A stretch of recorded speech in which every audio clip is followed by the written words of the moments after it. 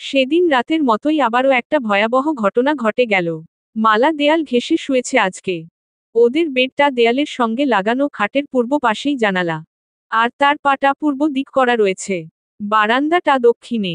সেদিন দক্ষিণের জানালার কাছে শব্দ হলেও আজ ঠিক তার পায়ের কাছের পূর্ব দিকের জানালার কাছে শব্দ হচ্ছে। এটা খুবই স্বচ্ছ আর চিকচিক শব্দ, যা স্পষ্ট শুনতে পাচ্ছে। মালা তখনও গভীর ঘুমে যায়নি, আর সে সময়েই তার কানে এই শব্দটা এসেছে। হঠাৎ ওর মনে হলো সরু কিছু ওর পায়ের নিচে সুরসুরি দিচ্ছে। ভয়ে আঁতকে উঠল সে। হাত পা অবশ হয়ে এলো। সেই মুহূর্তে বিকট শব্দে ওর ফোনটা বেজে উঠল। সে কাঁপা কাঁপা হাতে ফোন নিয়ে দেখল সেই হুমকি দেওয়া নাম্বার থেকে কল আসছে। সে না চাইতেও ফোনটা রিসিভ করল। ফোন ধরতে এত সময় লাগে? জানালা থেকে তোমাকে ইঙ্গিত করা হচ্ছে। ও আমার লোক। মালা আস্তে করে উঠে বারান্দায় গিয়ে ফিসফিস করে কথা বলল, হোয়াট? তার মানে গতকাল রাতেও আপনার লোক ছিল? সেই লোকই ওই অদ্ভুত কাজ করেছে? এত কথা বলতে পারবো না। যে গর্দভটাকে পাঠিয়েছিলাম ওটা সঠিক জানালার কাছে না গিয়ে ভুল জায়গায় গেছিল। আর তাই আজকে আবার পাঠাতে হলো। কি চান এই রাত বিরেতে? কিছুই না, শুধু তোমার স্বামীর কাছে যে ইম্পর্ট্যান্ট ফাইলগুলো আছে সেগুলো চাই। ইম্পসিবল। আমি ওগুলো কিছুতেই দিতে পারবো না। না পারলে সমস্যা নেই, আমরা দ্বিতীয় অপশন বেছে নিচ্ছি। আমার লোক যেহেতু ঠিক তোমার রুমের বাইরে যেতে পেরেছে, সেহেতু ঐশীর রুমের বাইরে গিয়ে জানালা দিয়ে ওকে বাইরেও নিয়ে আসতে পারবে। এই খবরদার ঐশীর দিকে হাত বাড়াবেন না।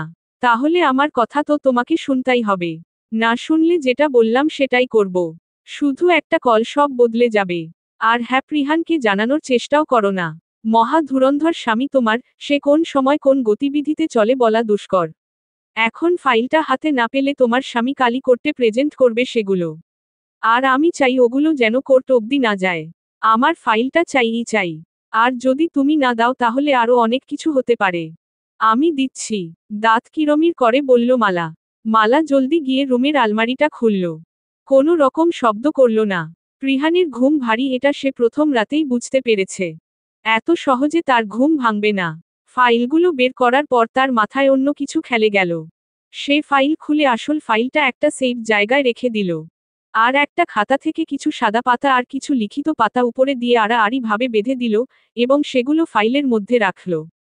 লোকগুলো এই নকল কাগজগুলো নিয়ে বেরিয়ে গেলে দেখলেও সমস্যা নেই। কারণ লোকগুলো এত টাইট সিকিউরিটির মধ্যে এখানে দ্বিতীয়বার আসার সাহস করবে না। আর যেহেতু লোকটা বলল, কাল প্রিহান কোর্টে ফাইলগুলো প্রেজেন্ট করবে, সেহেতু ভয় নেই। সে কাগজগুলো ফাইলে ভরে সেটা নিয়ে আস্তে আস্তে বিছানার কাছে গিয়ে নিঃশব্দে জানালা খুলল। ফ্ল্যাশ লাইট অন করতে মালার চোখে পড়ল একটা কালো মোষের মতো লোক স্টিলের মইয়ে ভর দিয়ে দাঁড়িয়ে আছে। সে চট করে একটা ছবি তুলে নিল। লোকটা ফ্ল্যাশিং দেওয়াতে চোখ মুখ কুঁচকে আবার তাকালো। বুঝতে পারল না এটা ফ্ল্যাশ লাইট নাকি ক্যামেরার লাইট। মালা জলদি করে ফাইলটা দিয়ে জানালা লাগিয়ে দিল। আবার তার কাছে কল এলো। যথারীতি রিসিভ করে বলল, আপনার কথা মতো ফাইলটা দিয়ে দিয়েছি। এখন যেন আর আমাকে কল না করা হয়। আর আপনি আপনার কথা রাখবেন। ঐশীর কোনো ক্ষতি করবেন না। এত সহজে কি তোমাকে ছাড়া যাবে? আরও অনেক কাজ আছে যেগুলো করতে তোমাকেই লাগবে। এই বেশি বাড়াবাড়ি করবেন না। হ্যাঁ, ঐশীর ক্ষতি করার কথা দ্বিতীয়বার ভাববেন না। এই শরত মেলা ফ্যাচ ফ্যাচ করো না। কল কেটে গেল। মালা হতাশ হয়ে কিছু একটা ভাবল। ইতিমধ্যে মালা বুঝতে পারল লোকগুলো চাই না প্রিহান তাকে কোনোভাবেই সন্দেহ করুক। তাই তো তাকে বাইরে কোথাও না ডেকে নিজেদের লোকজনকে এই রিস্কের মধ্যে ঠেলে দিচ্ছে। তার মানে মালাকে তারা আবার কাজে লাগাতে চাই। সে জন্যই এত তাড়াতাড়ি মালাকে নিয়ে প্রিহানের মনে সন্দেহের বীজ বপন করতে দিতে চাইছে না। আর এই সুযোগটাই মালাকে কাজে লাগাতে হবে। মালা কন্ট্যাক্ট লিস্ট ঘেঁটে একজনের নাম্বার খুঁজে বের করল। ডায়াল করতেই মুহূর্তেই রিসিভ হলো। মালা লোকটাকে হ্যালো বলার সুযোগও দিল না। সে তীব্র শীতল কণ্ঠে বলল, কোথায় থাকেন যে কল দিলে পাওয়া যায় না? একবার কল ধরলে 4-5 দিন হাওয়া। মনে রাখবেন এরপর থেকে আমি যখন কল করব সাথে সাথে উঠানো চাই। আমি একটা নাম্বার, একটা ছবি, সাথে একটা ভয়েস পাঠাচ্ছি। নাম্বার থেকে সকল তথ্য আমার চাই, আর ভয়েসটা সেটা চেক করে বলুন এটা আসল ভয়েস নাকি নকল। আর হ্যাঁ, আমার মনে হচ্ছে একটা অনেক বড় গ্যাং রয়েছে। তাদের প্রত্যেকটা ব্যক্তির খোঁজ আমি 2 দিনের মধ্যে চাই। অ্যাট এনি কষ্ট। Okay dear. ছোট করে উত্তর এলো অপর প্রান্ত থেকে। কথোপকথন শেষ হলো এখানেই। সে আস্তে আস্তে গিয়ে বিছানায় শুয়ে পড়ল। একবার ঘুমন্ত প্রিহানকে পরখ করে নিল সে। হঠাৎই মনে হলো তার প্রচণ্ড খিদে পেয়েছে। সে যে রাতে না খেয়ে আছে এটা তারই ফল। কিন্তু সে ঠিক করেছে প্রিহান নিজে খেতে না বললে, আর নিজের হাতে না খাইয়ে দিলে পানিও খাবে না। তার জেদ উঠে আছে কোনো একটা কারণে। হয়তো কারণটা সে জানে আবার জানে না। সকালে ব্রেকফাস্ট করে তাড়াহুড়ো করে প্রিহান বেরিয়ে গেল। আজকে ৩-৪ বছর আগের কেসটার প্রথম হেয়ারিং। একটাও কেস আনসলভড নেই প্রিহানের ৩ বছরের উকালতির ক্যারিয়ারে। অথচ তার মনে হচ্ছে জীবনে প্রথম কোনো কেস সে হারবে। অবশ্য সে তো সবে ৩ বছর থেকেই উকালতি করছে। মাত্র 13 আপসে। অথচ এত কম বয়সে কত জটিল কেস সে লড়েছে এবং জিতেওছে। এই কেসটার মতো জটিল কোনো কেসই লাগেনি তার কাছে। সে ভেতরে নার্ভাস থাকলেও ফেস নর্মাল রাখার চেষ্টা করল। তার বিপক্ষে যে লয়ার কেস লড়ছেন সেও খুব দক্ষ, এটা প্রিহান খুবই ভালোভাবে খোঁজ নিয়েছে। তবে প্রিহানের কাছে যা কিছু প্রুফ রয়েছে তা দিয়ে কেসটা শর্ট আউট করতে পারবে। কেস অনেকটাই তার ফরে থাকবে এটা নিশ্চিত প্রিহান। প্রিহান তাড়াহুড়োতে মালা খেয়েছে কিনা জিজ্ঞেস করতে ভুলে গেছে। এদিকে মালার অভিমানের পারদ সময়ের সঙ্গে সঙ্গে বেড়েই চলেছে। মালা ঘরে গিয়ে হ্যান্ড ব্যাগ নিয়ে বেরোতে যাবে তখনই তাকে টেনে ধরলেন খোদেজা। তিনি ইশারায় বললেন, খেয়ে যাও মা, তুমি তো সকালে কিছু খাওনি। দুঃখিত মা, আমি এখন খেতে পারছি না। আমার বেরোনোটা খুবই জরুরি। আমায় ক্ষমা করবেন আপনার কথা না শোনার জন্য। সে আর কিছু না বলে বেরিয়ে এলো বাড়ি থেকে। দূরে নির্জন একটা স্থানে গিয়ে তার নতুন একটা সিম ইউজ করে কাল রাতের উঠানো ছবিটি প্রিহানকে অ্যাপে পাঠিয়ে দিল। আর লিখল, আজকে আপনার কেস লড়তে এই ছবিটি ভীষণভাবে কাজে আসবে। কেসটা আরও এগিয়ে থাকবে আজকে আশা রাখছি। Be strong man, be strong. Text করেই সিমটা খুলে সঙ্গে সঙ্গে ভেঙে দুটো ভাগ করে ফেলে দিল মালা। সামনাসামনি না হোক আড়াল থেকে তো সে প্রিহানকে সাহায্য করতেই পারে। প্রিহান হয়তো জানেও না যে তার বিরুদ্ধে আড়াল থেকে কত রকমের কনস্পিরেসি চলছে। এভাবে সে কিছুতেই প্রিহানকে হারতে দিতে পারে না। যেভাবেই হোক এর রহস্য ভেদ করে প্রিহানকে তার সাহায্য করতেই হবে। অন্তরিক্ষ তখন স্তব্ধ, শান্ত। অজস্র তারার ভিড়ে চন্দ্রপ্রভা। কনকনে বাতাস, পাতা নড়ছে মৃদু মৃদু। রাস্তার ধারে বেওয়ারিশ কুকুরটি ডেকে চলেছে বহুক্ষণ হল। এখনো শব্দ আসছে বাহির থেকে। মালার অন্তঃকরণ স্ফুলঙ্কের মতো জ্বলছে। বারবার শুধু জাকিয়ার প্রিহানের হাত চেপে ধরার দৃশ্য চোখের সামনে দৃশ্যমান হচ্ছে। মেহমানদের মধ্যে যদি অন্য কেউ তার স্বামীর হাত ধরে ঘুরতে পারে তবে প্রেক্ষিতে তো সে এরকম বিরূপ পোষণ করতেই পারে। প্রত্যক্ষভাবে তার দোষ কোথায় এখানে? আনমনে কথাগুলো আওড়ে ক্ষান্ত হলো মালা। পাহাড়সম অভিমান নিজের স্থান দখল করে নিল ছোট মনের এক কোণে। ডুবন্ত সাজের হরিদ্রাব রক্তিমা আকাশের গহীনে নিষ্প্রভ নয়নে তাকালো সে। প্রিহান এখনো বাড়ি ফেরেনি। অথচ সে আজ ভেবেছিল প্রিহান জলদি ফিরবে।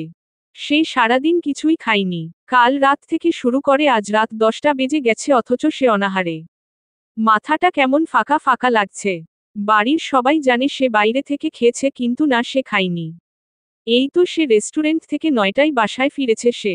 বাড়িতে খোদেজা খাওয়ার কথা জিজ্ঞেস করলে বলেছে প্রিহান আসলে তার সঙ্গেই খাবে। অবশ্য এভাবে তার না খেয়ে থাকার খুব ভালো অভ্যাস আছে। আগে কত না খেয়ে থেকেছে সে। এমনও হয়েছে সে শুধু পানি খেয়েই দুদিন থেকেছে। অনেক দিন পর মালা অনাহারে থেকেছে আজ। উচাটন মনে কি জানি কেন এতটা জেদ চেপে বসেছে। সে গাড়ির আওয়াজ পেল, সে বাইরের আলোতে স্পষ্ট দেখতে পেল প্রিহানকে। সে আলতো পায়ে নিচে নেমে এলো। প্রিহান দরজায় নক করার আগেই মালা দরজা খুলে দিয়েছে। অবাক হলো প্রিহান। মালাকে দেখে ঠোঁট এলিয়ে বিস্তৃত হাসল। মালাও বিনিময়ে হেসে প্রিহানের হাতের ব্যাগ নিয়ে নিল। প্রিহান যেতে যেতে বলল, কি ব্যাপার আজ দরজায় নক না করতেই খুলে দিলে? খুব বেশি মিস করছিলে নাকি? জবাব দিল না মালা। সে আপনমনে প্রিহানের জুতো খোলায় মন দিল।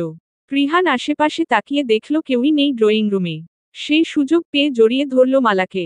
মালা তবুও নিশ্চুপ। কোনো রিয়েকশন নেই। প্রিহান কিছুই বুঝল না মালার এরকম আজব বিহেভিয়ার এর মানে কি। সে কি কিছু করেছে নাকি? ওহোহো, সে তো বলেই গেছিল কালকের কথা। মহারানী কি কালকের বিষয়টি নিয়ে এখনো আপসেট? উহু। তাহলে কথা বলছো না কেন? কই, এই যে আমার সঙ্গে কেমন বিরূপ আচরণ পোষণ করছো। না তো, এরকম কিছুই না। তাই, ওকে, বলেই প্রিহান রুমে চলে গেল। মালার অভিমান আরো তোরতর করে বাড়তে লাগল। সে খাবার গরম করে টেবিলে সাজাচ্ছিল। তখনই তার ফোন বেজে উঠল। সে দেখল হুমকি দেওয়া আগন্তুক কল করেছে। সে রহস্যময়ী হাসি হাসল। সে জানত তাকে রাতেই কল করা হবে। সে ফোনটা রিসিভ করে রান্নাঘরে গেল। হ্যাঁ বলুন, আপনার ফোনেরই অপেক্ষা করছিলাম। এই মালা, তুমি আমার সঙ্গে ডাবল গেম খেলার চেষ্টা করছো? হ্যাঁ, ফাইলের কাগজপত্রগুলো নকল ছিল। তুমি নকল ফাইলটা কেন দিলে? তুমি কি জানো এর ফল কি হতে পারে? শিখহ, আওয়াজ নিচে। আর আমি কিভাবে জানবো ওগুলো নকল কাগজ ছিল? আলমারিতে একটাই ফাইল ছিল আর সেটা আমি আপনাকে দিয়েছিলাম কাল রাতে। তার মানে কি বলছো তুমি? ঠিক ফাইলটা তুমি দিয়েছ? তাহলে কি আমি মিথ্যা বলছি? আজকে কেসটা তাহলে তোমার স্বামীর ফরে থাকলো কেন? মশকরা পেয়েছো তুমি? ফাইলটা কেন বদলে দিলে? বললাম না চিৎকার করবেন না। আমি সত্যিই জানি না ফাইল পাল্টে গেল কি করে।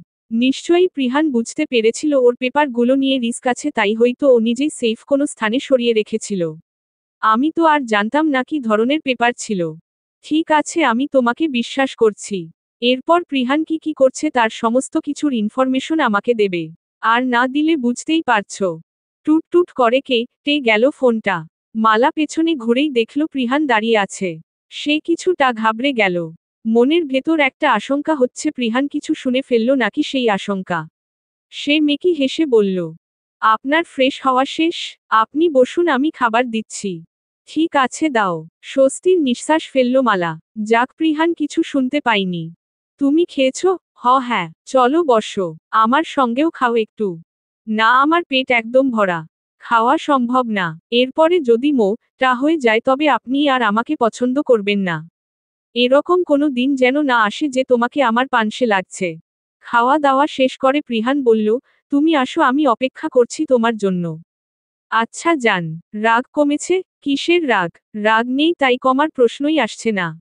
কপাল চুলকে হাসল প্রিহান। বেশ বুঝল অভিমানটা বেশ জোরালো। তাই সে চলে গেল। কিছু একটা ভেবে সে ঐশীর রুমে গেল। মেয়েটার জন্য চকলেট এনেছে অথচ সে ব্যস্ততার জন্যই দিতে পারে না। ঐশীর রুমে গিয়ে দেখল ঘুমিয়ে গেছে মেয়েটা। সে আস্তে আস্তে চকলেট ওর বালিশের কাছে রাখল। কপালে স্নেহের স্পর্শ এঁকে দিয়ে বেরিয়ে এলো। নিজের রুমে যাবে তখন তার মা খোদেজার সঙ্গে দেখা হলো। তিনি ইশারায় ছেলেকে কাছে ডেকে ইশারায় বুঝালেন। মালা খেয়েছে? মানে, ও কি তোমাদের সঙ্গে খায়নি আম্মু? ইশারায় বুঝালেন যে মালা খায়নি। তিনি বুঝতে পেরেছিলেন কিছু একটা হয়েছে মেয়েটার। না হলে মেয়েটা এমন মন-মরা হয়ে কেন আছে? সারাদিন বাসায় ছিল না, সকালেও খেয়ে বের হয়নি। বাইরে খেয়েছে কি না সেটাও জানা নেই তার। তাই তো ছেলের আসার অপেক্ষা করছিলেন। প্রিহান মাকে সহাস্যে বলল, ঠিক আছে আম্মু, তুমি রুমে যাও, আমি দেখছি ব্যাপারটা। তার মানে খোদেজা কথা না বলতে পারলেও ইশারায় খুব সুন্দরভাবে কথা বুঝাতে পারে। আর বাড়ির সবাই এত বছরে খুব ভালোভাবেই বুঝেন। প্রিহান যা বুঝার বুঝে গেল। মালা তাকে মিথ্যা বলেছে তবে। সে গটগট করে রান্নাঘরে গেল। রান্নাঘর থেকে প্লেট ভর্তি খাবার নিয়ে নিজের রুমে গেল। রুমে ঢুকে দরজা আটকে খাবারের প্লেটটাটি টেবিলে রাখল। শুনলাম তুমি সবার সঙ্গে খাওনি। আমাকে মিথ্যা কেন বললে যে খেয়েছো? মালা রান্নাঘর থেকে এসে চুপচাপ বসে ফোন ঘাঁটছিল। প্রিহান রুমে এসেছে সে টের পেয়েছে, কিন্তু চোখ তুলে দেখতে ইচ্ছে হয়নি।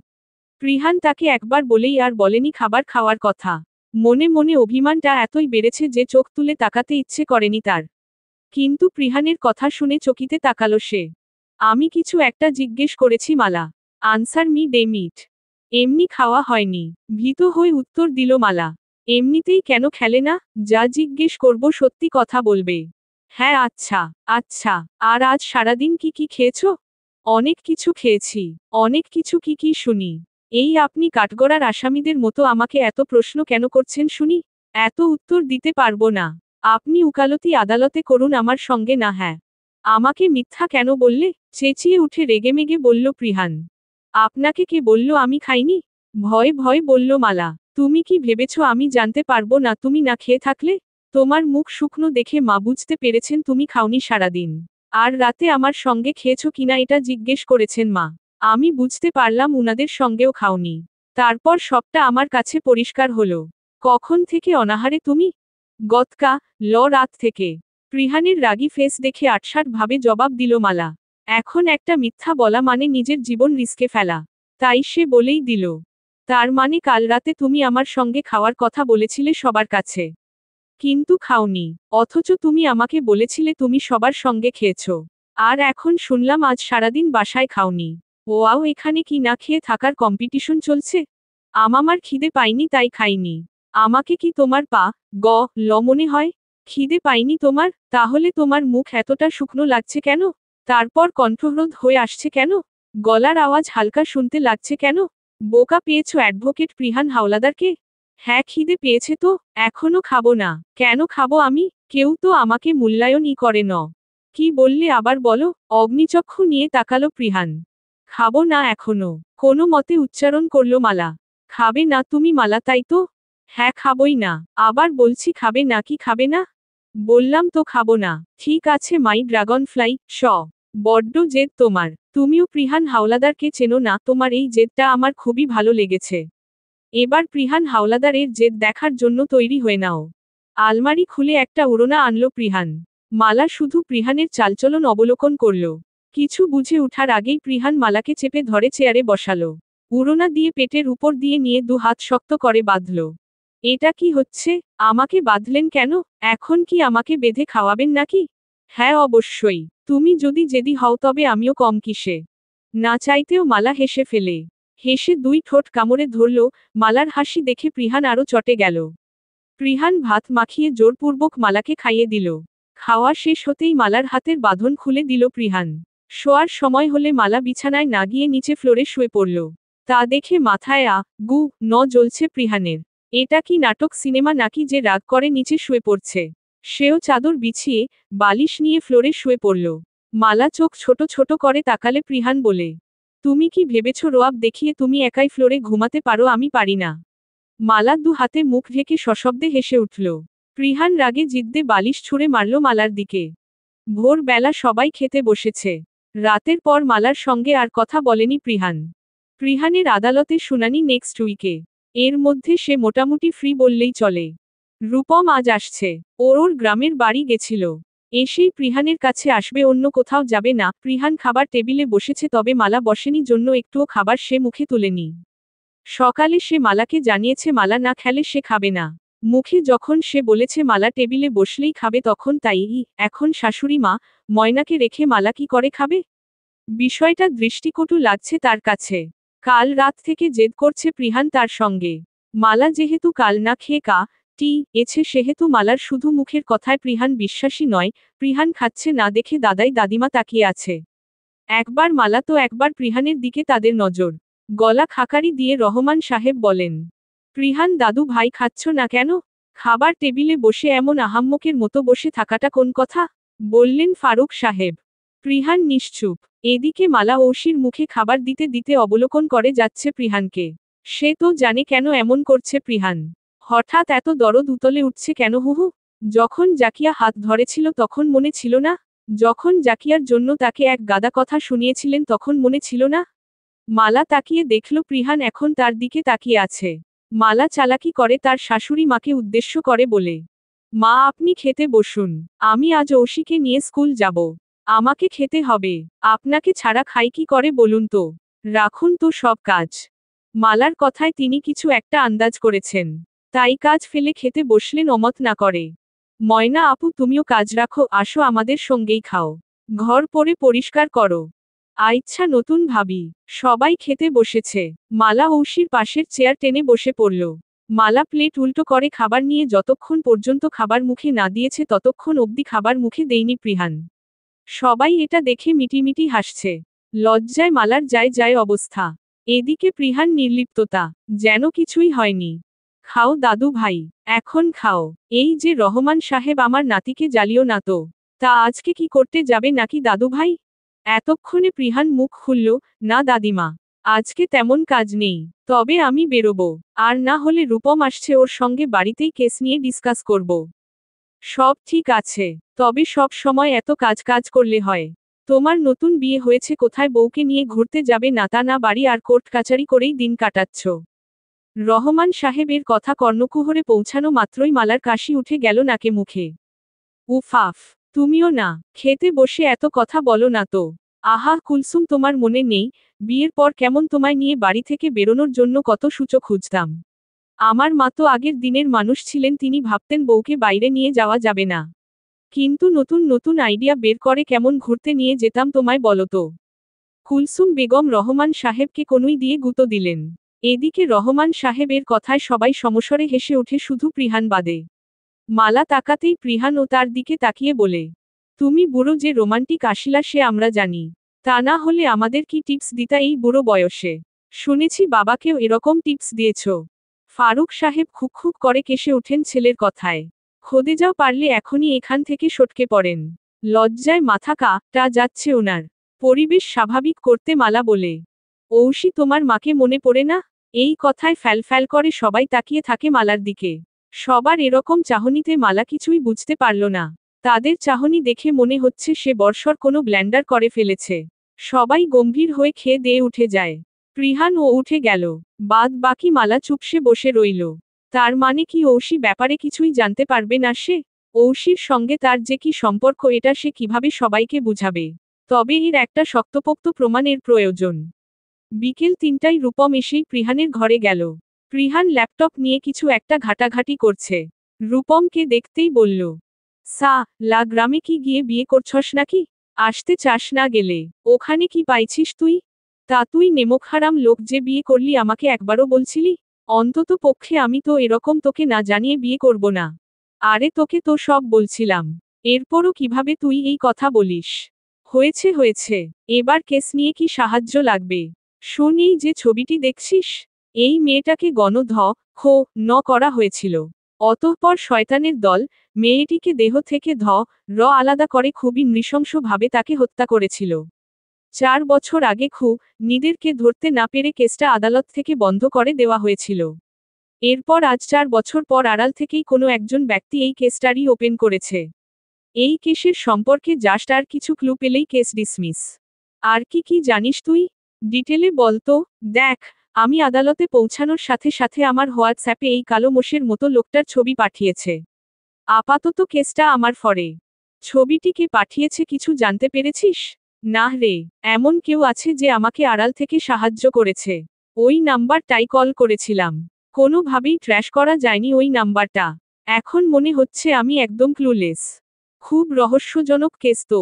আচ্ছা, যে এই কেসটারই ওপেন করেছে সেই ব্যক্তি তোকে ওই ছবিটা পাঠায়নি তো?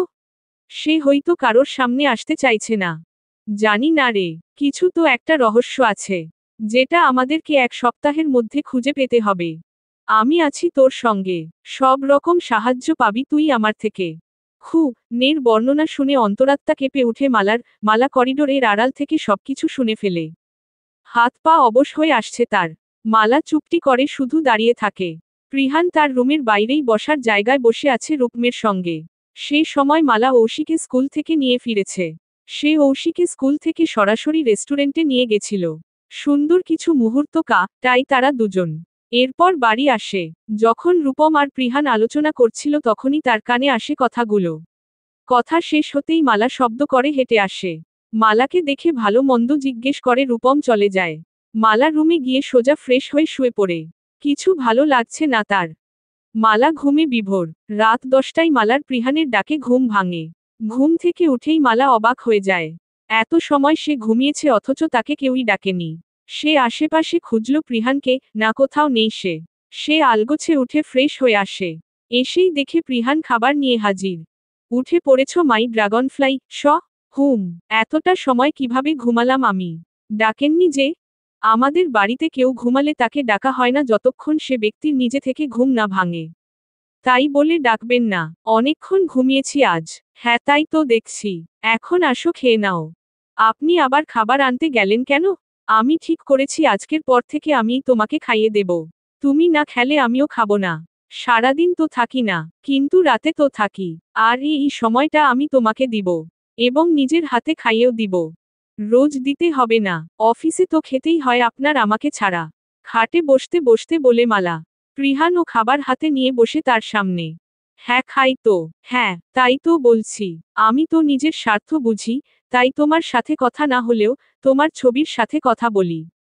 তোমার ছবির সামনে খাবার খাই। আমি তো স্বার্থপর, আমি আমার ব্যথায় না, তোমার ব্যথায় কান্না করি। আমি আমার জন্য মায়া করি না, আমি তোমার মায় নিজেকে সিক্ত করি। কারণ আই লাভ ইউ মালা। সেদিন তোমার সঙ্গে মিসবিহেভ করে আমি নিজেই দগ্ধ হয়েছি। আমি কিন্তু সেদিন জাকিয়ার বাসায় যাইনি। তোমাকে মিথ্যা বলেছিলাম তোমার রিয়াকশন দেখার জন্য। আসলে নিজের উপর রাগ থেকেই বাড়ি আসিনি আমি। সেদিনের জন্য সরি মাই ড্রাগনফ্লাই। আর কখনো আমি তোমাকে কষ্ট দেব না। এহ, ওই জাকিয়া আপু যখন হাত ধরেছিল তখন তো কিছু বলেননি। কি বলবো আমি সবার সামনে। খাবার মেখে খাইয়ে দিতে দিতে বলে প্রিহান।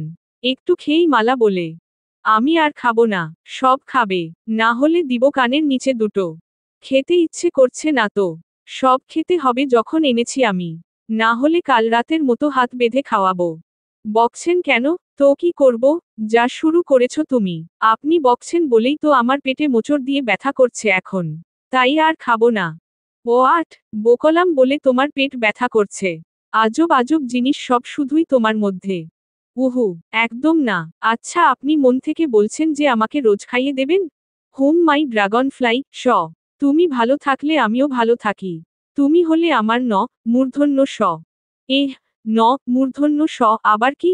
ন মূর্ধন্য ইংরেজি বর্ণমালার পঞ্চদশ বর্ণ, সম্বোধনসূচক শব্দ, অক্সিজেনর সংকেত চিহ্ন। তুমি আমার অক্সিজেন। তোমাকে ছাড়া কিভাবে ভালো থাকবো আমি? হয়েছে, হয়েছে। আচ্ছা আমি যদি আপনাকে ছেড়ে দিই তাহলে?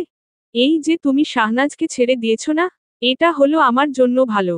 আমি লাকি তাই তোমাকে পেয়েছি। শাহনাজ তোমাকে চিনতে পারেনি। ও জানেও না ও কি হারিয়েছে। তবে সব সময় ছেড়ে দেওয়াটা কিন্তু ঠিক না। সব সময় সবকিছু ছেড়ে দেওয়াটা কোনো বুদ্ধিমানের কাজ নয়, বরং যে তোমার কাছে গুরুত্বপূর্ণ তাকে হাত দিয়ে শক্ত করে আগলে রাখো। আর তুমি আমার কাছে গুরুত্বপূর্ণ। তাই আমিও তোমাকে আগলে রাখবো সারা জীবন। মালা মুগ্ধ হয়ে তাকিয়ে রইল প্রিহানের দিকে। সে প্রিহাননের সঙ্গে শুধুই অভিমান পুষে রেখেছিল। প্রিহান হয়তো নর্মালি নিয়েছিল জাকিয়ার হাত ধরাটা। সে আজ প্রথমবার প্রিহানকে খুব ভালোভাবে লক্ষ্য করল। সে বলতে বাধ্য যে প্রিহানের চোখগুলো আসলে ভয়ঙ্কর ধরনের সুন্দর। ছেলেদের এত সুন্দর চোখ হতে নেই। প্রিহান ঠোঁট দুটো ভিজিয়ে নিচ্ছে বারবার। হুট করে মালার মনে এক ভয়ঙ্কর চিন্তা আটক হলো। কথা নাই বার্তা নেই হুট করে চুমু দিয়ে দিল প্রিহানের গালে। অবাক সাথে খুশিতে ঝলমল করে উঠে প্রিহানের চোখ মুখ। তা দেখে মালা মুগ্ধ কণ্ঠে বলে, হৃদয়ের বিনিময়ে যদি আপনার হৃদয়টা চাই দেবেন প্রিয়। হঠাৎ প্রিয় বলছো যে? খাইয়ে দিলাম বলে? অবাক ভাব তখন কাটে নিয়ে প্রিহানের। কেন বলা যাবে না? না বলা যাবে না কেন? 100 বার বলবা। আপনি জানেন প্রিহান শব্দের অর্থ কি? হ্যাঁ, নামটা আমার তাই জানা আছে। তাহলে তাহলে কিছু না, কিন্তু প্রিহান বলেই ডাকবে। আমি কিছু মনে করব না। না, প্রিহান শব্দের অর্থ তো প্রিয় তাই না? তাহলে প্রিহান সমান প্রিয়। সিম্পল, আমি প্রিয়েই বলবো। আচ্ছা বাবা ঠিক আছে। হঠাৎ এত ভালোবাসছো? কি মতলব? দুষ্টু হেসে বলল প্রিহান। ঠিক আছে, কাউকেই আর কোনো নামে ডাকবো না। হ্যাপি, ওই জাকিয়া ডাকলে তো ঠিকই ভালো লাগতো। আরে শুনবে তো নাকি? রাগ দেখি নাকের ডগায় ঝুলে থাকে সব সময়। হ্যাঁ আমি তো খালি রাগই করি। বলতে বলতেই মালা বেরিয়ে আসে রুম থেকে। নিচে আসতেই কলিং বেল বেজে ওঠে। সে ভড়কে গিয়ে পিপল দিয়ে তাকিয়ে দেখতেই অবাক হয়ে তাকিয়ে থাকে। এত রাতে এখানে কি করছে সে? মালা হতচকিত হয়ে এক ধ্যানে দাঁড়িয়ে রইল। এর মধ্যে আবার কলিং বেল বেজে উঠতেই মালা দরজাটা খুলে দিল। দরজায় দাঁড়িয়ে থাকা মেয়েটি আর কেউই নয় জাকিয়া। মালা বুকের নিচে আড়াআড়ি ভাবে হাত ভাঁজ করে জিজ্ঞেস করল, আরে জাকিয়া আপু যে? তা এত রাতে এখানে? আমি এখানে কখন আসবো সেটা কি তোমাকে বলে আসতে হবে? আমার মামা বাড়ি, আমি যখন খুশি এখানে আসব। যখন ইচ্ছে হবে চলে যাব। অত্যন্ত দাম্ভিকতার সহিত বলল জাকিয়া। ওমা তা কেন? আপনি আসবেনই তো, কিন্তু সবকিছুর একটা সঠিক সময় থাকে। কোনো ভদ্রমহিলা কখনোই এত রাতে কারোর বাড়িতে গিয়ে উঠে দেখেছিলেন? এই মেয়ে, তুমি কিন্তু আমাকে অপমান করছো। না, অপমান করার কোনো ইচ্ছেই নেই আমার। আপনার মধ্যে সহবত এর বড্ড অভাব। এটাই জাস্ট বুঝাচ্ছিলাম। Who the hell are you? তুমি আমাকে সহবত শেখাবে? আমার স্বামী মানে প্রিহান তো আপনার বয়সে বড় তাই না? আমি আপনার বয়সে বড় না হলেও সম্পর্কে বড়। সেক্ষেত্রে আপনি আমাকে এই মেয়ে বলে সম্বোধন করতে পারেন না। ভাবি, ভাবি বলবেন। আমি মানি না তোমাকে প্রিহানের বউ হিসেবে। আপনি মানা না মানাই কারোর কিচ্ছু না। আশা করি সেদিনের রূপে তার কথা ভুলে যাননি। বড় হিসেবে আপনাকে সহবত শেখানোর প্রয়োজনে আবার সেটা এপ্লাই করতে পারি। এই শরত, এত যে সহবত শেখাচ্ছ, একজন মানুষকে যে বাড়ির ভেতরে আসতে বলতে হয় জানো না? জানি তো, শুধু ভাবছিলাম আপনি সেদিনের কথাটা ভুলে গেলেন কিভাবে। তোমার কি মনে হয় ওই সামান্য বিষয়টার জন্য আমি এখানে আসা বন্ধ করব? এতটা বোকা জাকিয়া মেহরা নয়। আমি এখানে 1000 বার আসব। আমি আমার প্রিহানের জন্য সবকিছু সহ্য করতে পারি। জাকিয়া আপু। হিং স্রো তার সহিত উচ্চারণ করল মালা। হাহ, চেঁচিয়ে লাভ নেই। আমি শুনব না। আমি প্রিহানকে ভালোবাসি। ভুলে যেও না সে বিবাহিত। তারই স্ত্রীর কাছে তুমি তার স্বামীকে ভালোবাসো বলছো। কাউকে ভালোবাসাটা দোষের কিছু নয়, তবে আমার ক্ষেত্রে দোষটা কোথায়? যে যুগে মানুষ ভালোবাসাটাকে একটা অপশন মনে করে, সেই যুগে দাঁড়িয়েও কিছু মানুষ সেই একজনকেই ভালোবেসে যায়। আর প্রিহান ও শুধুই আমাকেই ভালোবাসে। তাই আপনার আমার স্বামীর ভালোবাসা এক্সপেক্ট করাটা নিছকই একটা ব্যঙ্গাত্মক বিষয়। তুমি তো বৃষ্টিতে জন্মানো কালকের ব্যাঙের ছাতা। আর আমি হলাম বটবৃক্ষ। তোমাকে সরিয়ে দিতে আমার বেশি সময় লাগবে না। কে বটবৃক্ষ আর কে ব্যাঙের ছাতা সেটা তো সময় বলবে। আসুন, মেহমান মানুষ বাইরে দাঁড়িয়ে থাকাটা শোভা পায় না। কার সঙ্গে কথা বলছো মালা? তোমার জন্য কখন থেকে অপেক্ষা করছি রুমে। সিঁড়ি দিয়ে নামতে নামতে প্রিহান প্রশ্ন করল মালাকে। প্রিয়, দেখুন না, জাকিয়া আপু এসেছে। মালার প্রিয় সম্বোধনে জাকিয়া নাক মুখ ফুলিয়ে তাকিয়ে রইল মালার দিকে, যেন পারলে এখনই চোখ দিয়েই ভস্ম করে দেবে মালাকে। তুই এত রাতে এখানে? ভ্রু কুচকে জিজ্ঞেস করল প্রিহান। এমনিতেই এসেছি। আমি এই সামনের রেস্টুরেন্টে একজন ক্লায়েন্ট মিট করতে এসেছিলাম। রাত হয়ে গেছে অনেক, তাই ভাবলাম এখানেই আসি। ওহ আচ্ছা, তুই গেস্ট রুমে গিয়ে ফ্রেশ হয়ে নে। মালার দিকে অদ্ভুতভাবে তাকিয়ে কিছু একটা বুঝাতে চাইল জাকিয়া। মালাও মেকি হাসল। উফাফ, কখন থেকে অপেক্ষা করছি বলো তো। রুমে আসো। না, যাব না রুমে। আজকে ঠিক করেছি বাহিরেই রাত কাটাবো। বললেই হলো নাকি? বাইরে থাকবে মানেটা কি? তুমি যা বলবে তাই হবে নাকি? প্রিহান মালাকে পেছনে থেকে জড়িয়ে ধরে ঘাড়ে মুখ ডুবিয়ে নেশাক্ত গলায় বলল। কি করছেন টাকি? কেউ দেখে ফেলবে তো। এত রাতে কেউই জেগে নেই। তাছাড়া আর কি করব বলো, আমার বউ তো রুমেই যেতে চাইছে না। তাই এখানেই আদর স্টার্ট। উফাফ, লাগাম দিন মুখে। আরে না, চলো না, বাইরেই। কথা শেষ করার আগেই মালা প্রিহানের মুখ চেপে ধরল। আর কথা না, চলুন রুমে যাচ্ছি। বলতে না বলতেই প্রিহান মালাকে কোলে তুলে নিল। দরজার আড়াল থেকে জাকিয়া সব দেখে জলে পড়ে যাচ্ছে। এদিকে মালা মিচকে হাসছে। সে জানে জাকিয়া লুকিয়ে লুকিয়ে ওদের দেখছিল, তাই ওকে দেখাতেই মালা নাটকটা করল। একটু গু জ্বালিয়ে দিল জাকিয়া ম্যাডামের বুকে। মাহিয়া ভীষণ কাঁদছে। কাঁদতে কাঁদতে নাক মুখ লাল করে ফেলেছে। পুতুল কখন থেকে ওকে সামলানোর চেষ্টা করছে। স্কুল থেকে আসার পথে পুতুল মাহিয়ার সঙ্গে দেখা করতে আসে। কারণ মাহিয়া কয়েকদিন থেকে স্কুলে যায়নি। পুতুলের দুশ্চিন্তা হচ্ছিল ওর জন্য। কারণ মাহিয়ার মতো ব্রাইট স্টুডেন্ট কখনোই স্কুল কামাই করে না। জ্বর ঠান্ডায় কাবু হয়ে থাকা মেয়ে, যে নিজের শরীরের তোয়াক্কা না করে স্কুল যেত, তার হঠাৎ কি হলো যে স্কুলে আসছে না 1-3-4 দিন থেকে। মাহিয়া পুতুলকে হঠাৎ করেই জড়িয়ে ধরে শব্দ করে কেঁদে দিল। ভড়কে গেল পুতুল। মাহিয়াকে শান্ত করতে করতে বলল, কি হয়েছে তোর জান পাখি? এভাবে কাঁদছিস কেন, বল আমায়। মাহিয়া ওকে ছেড়ে দিয়ে চোখ মুছল। কান্নার দাপটে হিচকি কাটছে মেয়েটা ক্ষণে ক্ষণে। পুতুল মাহিয়াকে সময় দিল কথা বলার জন্য। কি হয়েছে এটা শোনার জন্য মাহিয়ার দিকে অধীর আগ্রহে তাকিয়ে রইল পুতুল। মিনিট 2 পর মাহিয়া মুখ খুলল। বলল, নয়ন আমাকে ডিচ করেছে। পুতুল কি? অবিশ্বাস্য চোখে তাকিয়ে রইল পুতুল। কথাটা যেন বিশ্বাস করতে পারছে না সে। হ্যাঁ, ও নাকি আমাকে আর ভালোবাসে না। ও কি বলেছে জানিস? বলেছে আমার মতো ফকিন্নি মার্কা মেয়ের সঙ্গে নাকি ও সম্পর্ক রাখবে না। কিন্তু এখন অনেক কিছু হয়ে গেছে পুতুল। এই সময় যদি নয়ন আমাকে ছেড়ে দেই, আমি কিভাবে সবাইকে মুখ দেখাবো? অনেক কিছু মানে? বুঝতে পারছি না। কি বলছিস তুই? মানে আমার সঙ্গে জোর করে ওর ওই বাগান বাড়িতে। কথা শেষ করতে পারে না মাহিয়া। হু হু করে কেঁদে উঠে সে। পুতুলের সারা শরীর শিউরে উঠে। 2 হাতে মাহিয়াকে ঝাপটে ধরে বলল, আমাকে পুরো ঘটনাটা বল মাহিয়া। আমি জানি তোর মতো মেয়ে কখনোই স্বেচ্ছায় এতটা যে কাজ করবে না। মাহিয়া কিছুটা শান্ত হল। চোখ, নাক, মুখ 2 হাতে মুছে বলল, সেদিন নয়ন আমাকে চিঠি লিখে বলেছিল সে শুধু আমাকে একটা বার দেখতে চাই। তুই সেদিন আসিসনি স্কুলে। বোধ হয় তোর বোনের বিয়ের জন্য আসতে পারিসনি। এরপরে যখন তোকে দেখেছি তখনও তো তোকে স্বাভাবিক লেগেছিল। আমি মোটেও স্বাভাবিক ছিলাম না রে পুতুল। আমি জানি আমার ভেতরে কি চলছিল। তুই জানিস না নয়নের কথায় ওর বাগান বাড়িতে গিয়ে কি মস্ত বড় ভুলটা করেছি। সেদিন ওর আসল রূপটা আমার সামনে বেরিয়ে আসে, ও আমাকে জোর করে ধর্ষণ করেছে পুতুল। থরথর করে সারা শরীর কাঁপছে পুতুলের। অস্বাভাবিকভাবে সারা শরীরে লোমশ দাঁড়িয়ে গেছে। এত কিছু হয়ে গেছে তার বান্ধবীর সঙ্গে। আল্লাহ, এটা কি শুনল সে? কি হলো এটা? শান্ত হো আমার জান। আমি আছি। আমি আমি তোর হয়ে নয়নের সঙ্গে কথা বলবো। না পুতুল, কথা বলে লাভ নেই। সেদিনের পর আমি অনেক চেষ্টা করেছি ওর সঙ্গে যোগাযোগ করার, কিন্তু পারিনি। আর ওকে আমার চাই না আর। তুই জানিস না ও কতটা হিংস্র। যে লোকটা আমাকে একা পেয়ে নিজের কামোত্তেজনাকে সংবরণ করতে পারেনি তাকে আমার চেনা হয়ে গেছে। ওর মতো নর্দমার কি টের সঙ্গে আমি থাকতে চাই না। কিন্তু মাহিয়া, এই মাহিয়া, দেখ বাইরে এসে তোর জন্য কি এনেছি। ধুরমুর করে মাহিয়া উঠে দাঁড়িয়ে পড়ল। পুতুলের শরীর এখনো অস্বাভাবিক ভাবে কাঁপছে। পুরো বিষয়টা সে কিছুতেই মাথা থেকে বের করতে পারছে না। পুতুল ভাইয়া এসেছে, এখন আমি ওর সামনে যাব কিভাবে?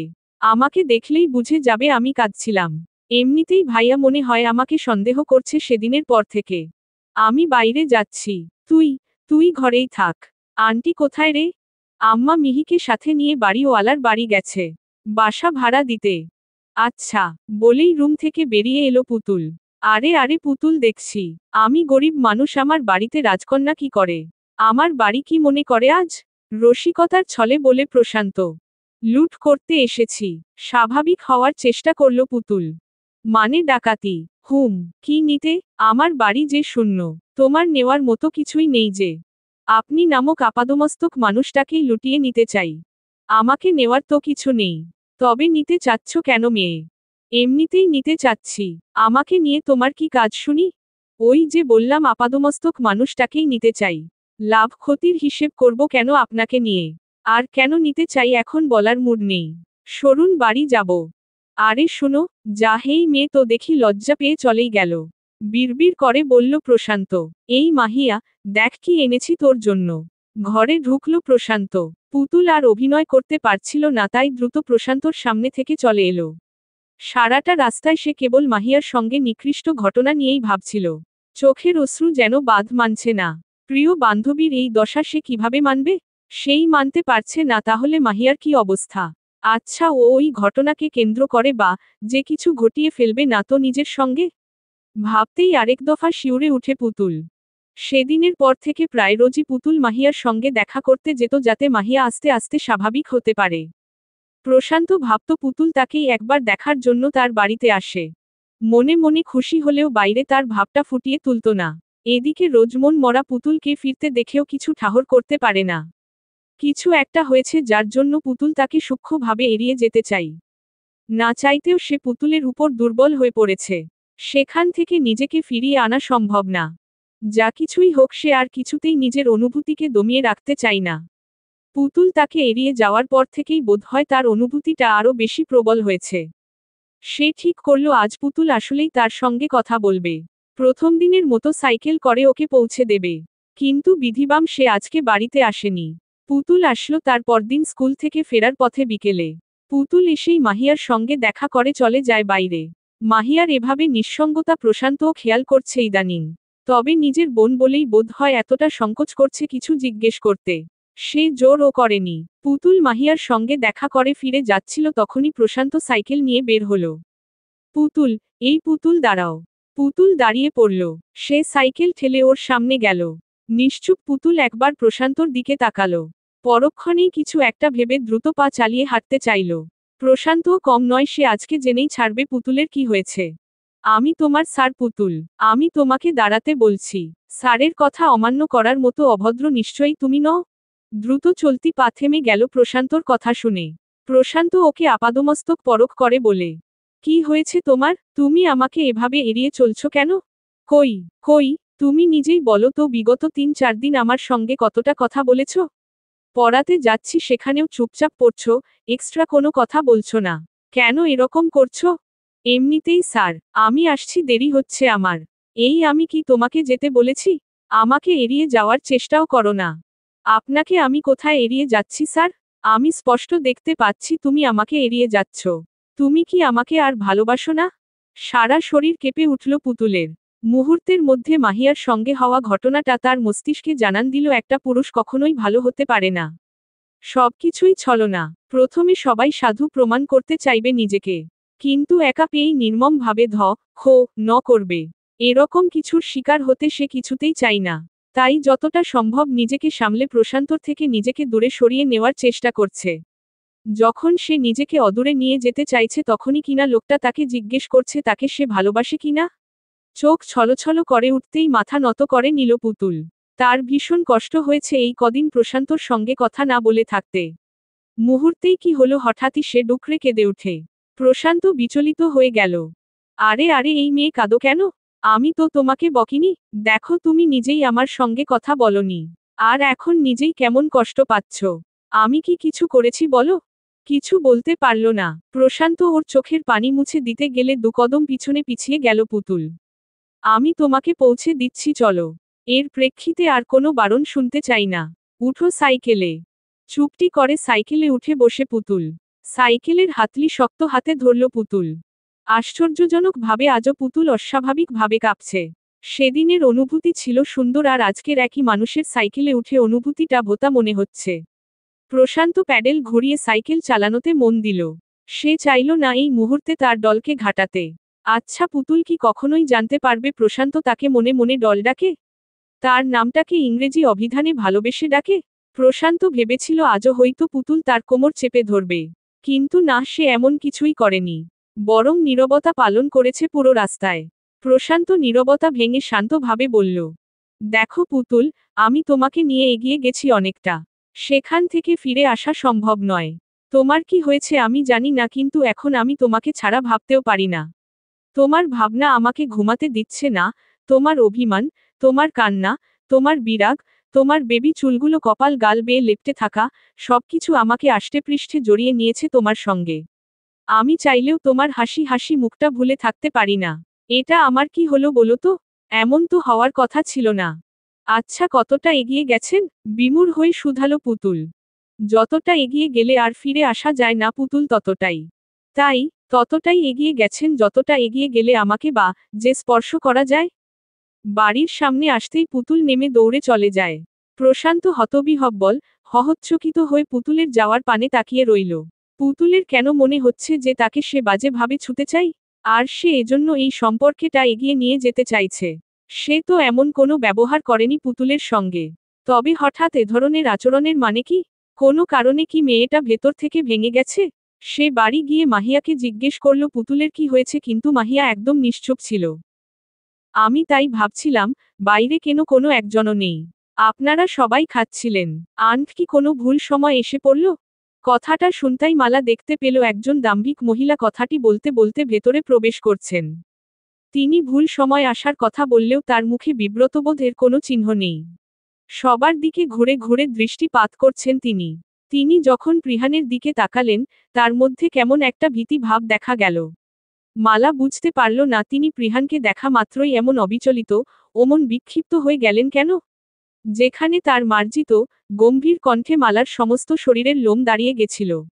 তিনি তার মুখে একটা অহংকারী এক্সপ্রেশন নিয়ে আরও এগিয়ে এলেন। এবং তার তীব্র দৃষ্টি প্রিহানের দিক থেকে সরিয়ে নিলেন। হেঁটে খাবার টেবিলের পাশে দাঁড়ালেন। কি ব্যাপার? কোনো রকম প্রচলিত কথা জিজ্ঞেস না করেই প্রিহান এই প্রশ্নটা করল। মহিলাটি তার ফুপু সোহিনী। কোনো একটা কারণে সে তার ফুপুকে দেখতে পারে না। সবাই খাওয়া ছেড়ে তাকিয়ে রইল তার দিকে। কি ব্যাপার সোহিনী, হঠাৎ তুমি? বাবা, আমি আপনার মেয়ে। আমি কি এখানে আসব না? তাছাড়া জাকিয়া এখানে এসেছে প্রায় 4 দিন হয়ে গেছে। ও বাড়ি যেতে চাইছে না, ভাবলাম আমিই চলে আসি এখানে। আর শুনলাম আমাদের ঐশীর উপর দুবার অ্যাটাক করেছে কেউ। তাই ভাবলাম ওকেও দেখে যায়। বাহান যখন ওর উপর লা হয়েছিল তখন তো আসেননি। এত দিন পর মনে হলো ঐশীকে আপনার দেখা উচিত। দেখো প্রিহান, ভদ্রভাবে তো কথা বলতেই পারো। ভুলে যেও না আমি তোমার ফুপু হয়। আমি কিছুই ভুলিনি আন্ট। আপনি বোধহয় অনেক কিছু ভুলে যান। বলেই টেবিল ছেড়ে উঠতে চেয়েও পারল না প্রিহান। তার হাত ধরে আছে মালা। তাই সে উঠতে পারল না। আচ্ছা আসো, এসেই যখন পড়েছ ব্রেকফাস্ট করো আমাদের সঙ্গে, বললেন কুলসুম। রহমান সাহেব স্ত্রীর সঙ্গে তাল মিলিয়ে বললেন, হ্যাঁ আসো খেয়ে নাও। তাছাড়া তুমি কি সত্যিই চিন্তিত ছিলে ঐশীকে নিয়ে? যদি থাকতে যখন আমার 5 বছরের ছোট্ট শিশুটি হসপিটালে অ্যাডমিট ছিল তখনই এসে দেখে যেতে। দেখুন বাবা, আমি ঐশীকে নিয়ে সত্যিই চিন্তিত ছিলাম। কিন্তু জাকিয়া আমাকে বলে যে ঐশী এখন ভালো আছে তাই আসিনি। কাউকে দেখতে আসার জন্য মনের ইচ্ছেটা থাকতে হয়। আর তার প্রতি মাটা থাকাও জরুরি, যেটা তোমার মধ্যে নেই। বাবার কথার পরিপ্রেক্ষিতে কিছু কথা বলতে চেয়েও বলল না সোহিনী। খোদেজা গিয়ে সমাদর করে সোহিনীকে টেনে চেয়ারে বসালো। সোহিনী বরাবরই খোদেজাকে দেখতে পারেননি। কারণ তার ভাই সে সময় অত সুন্দর একজন মানুষ ছিলেন, তার ভাই কি করে খোদেজার মতো একজন বোবা মেয়েকে বিয়ে করছেন? কথা বলতে না পারা নিয়ে তিনি কম কটাক্ষ করেননি নিজের ভাইয়ের বউকে।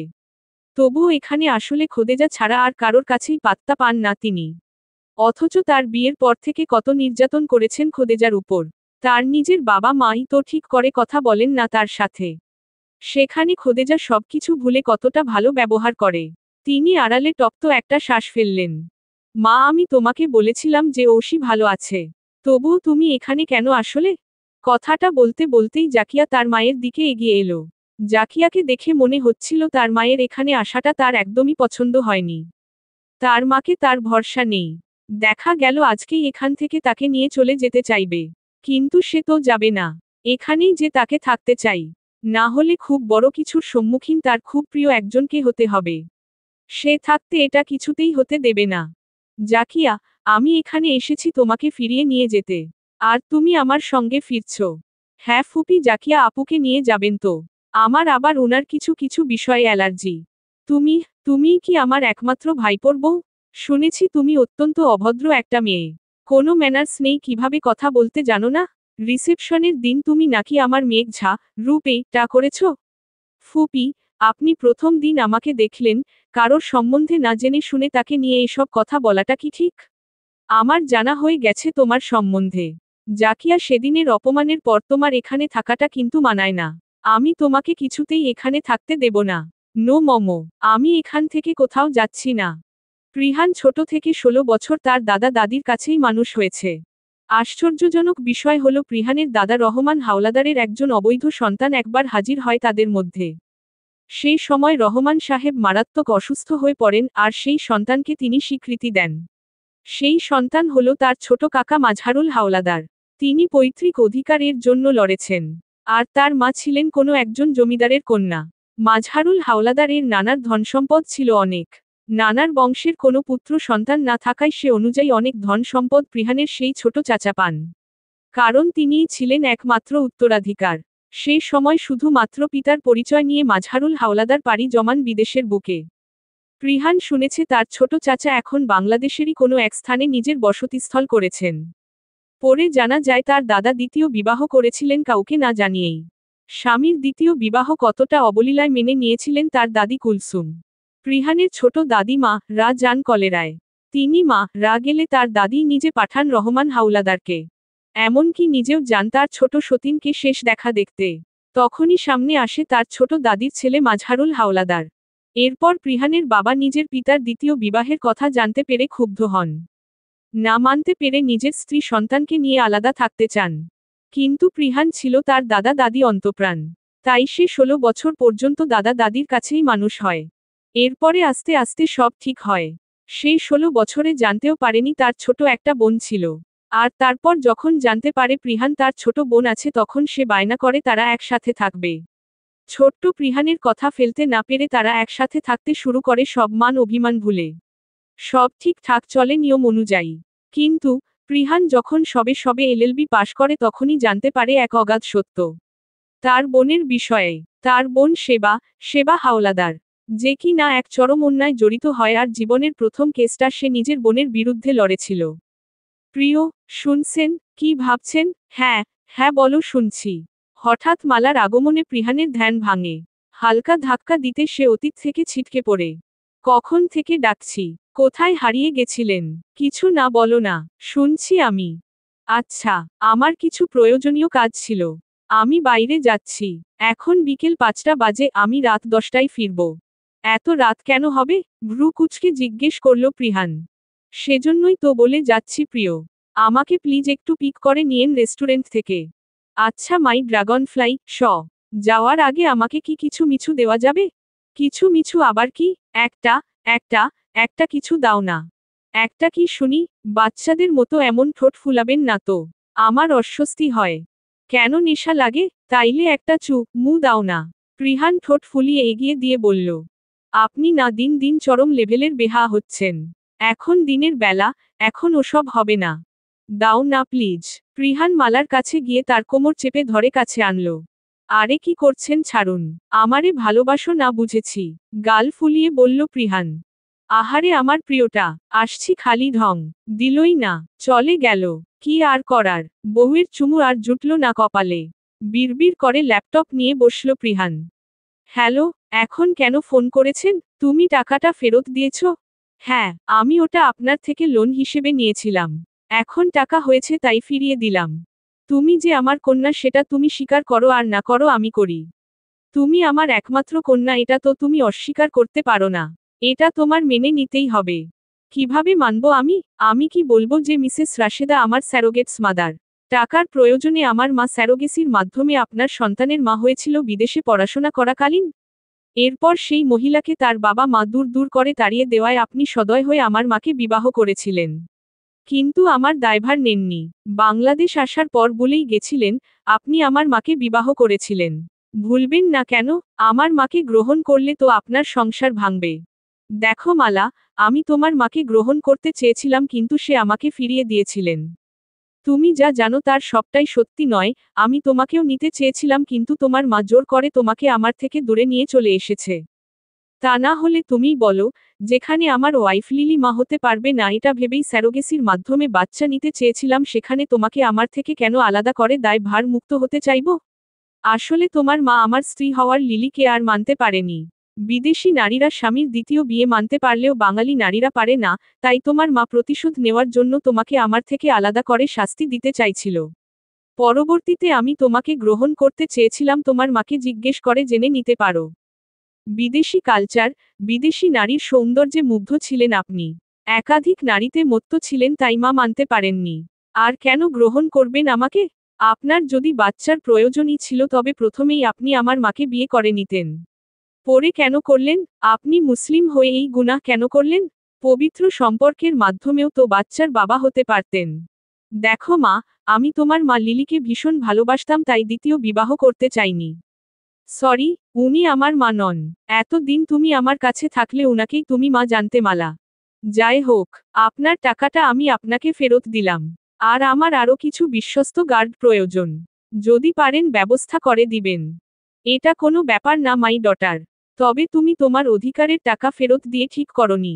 তুমি আমার কন্যা। আমার সকল সম্পত্তির মালিকানা একমাত্র তোমার। আর তুমি টাকার অভাববোধ করছিলে বলেই তো নিয়েছিলে। আর এখন সেটা ফিরিয়ে কেন দিচ্ছ এটা বুঝতে পারছি না। হাসালেন। কন্যা কন্যা করে উদ্ধার করলেন একেবারে। অথচ কত যন্ত্রণাময় জীবন আমি পেয়েছি আপনার জন্য।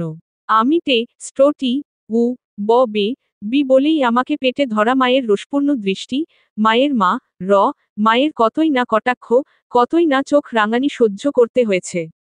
প্লিজ এভাবে বলো না। তোমাকে লিলি একবার দেখতে চেয়েছে, একবার ওকে ফেস করবে। তুমি হয়তো জানো না এখন লিলির ক্যান্সার লাস্ট স্টেজ চলছে। ওর শেষ একটা ইচ্ছে আমি পূরণ করতে চাই, please my daughter. I beg you please come. মালা ফোনকে টে দিয়ে চিৎকার করে কেঁদে উঠল। কেন এমন বিদঘুটে জীবন সে পেল? কেন, কেন, কেন? তার বিকট চিৎকারে তার সঙ্গে থাকা বডিগার্ড দুজন দৌড়ে এলো। মেম কি হয়েছে? কিছু না, শান্ত হয়ে জবাব দিল মালা। মেম ওদের সবাইকে ট্র্যাশ করা গেছে। আমরা ওকে আমাদের গোডাউনে বেঁধে রেখেছি। তবে ওদের মেইন লিডকে ধরতে পারিনি। এখানে কত জন আছে? মেম মোট 14 জন। আচ্ছা গুড। এখন মেইন জনকে ধরে কাল কোর্টে হাজির করতে হবে। পারবে? জানি না মেম। তবে, তবে কি? আপনি যে ভয়েস রেকর্ডটা পাঠিয়েছিলেন ওটা কোনো ফিমেলের ভয়েস ছিল। অনেক আগের বাটন ফোনের সাহায্যে ম্যাজিক ভয়েস অপশন অন করে ম্যাল ভয়েসে কথা বলেছে। বুঝতে পারছেন ঠিক কতটা চালাক চতুর ব্যক্তি। সবটা শুনে বাঁকা হাসে মালা। যত চালাক হোক না কেন মালা তাকে খুঁজে বের করবেই। ঠিক বের করবে মালা তাকে। সে কিছুতেই তার প্রিয়কে কেস হারতে দিতে পারবে না। কিছুতেই না।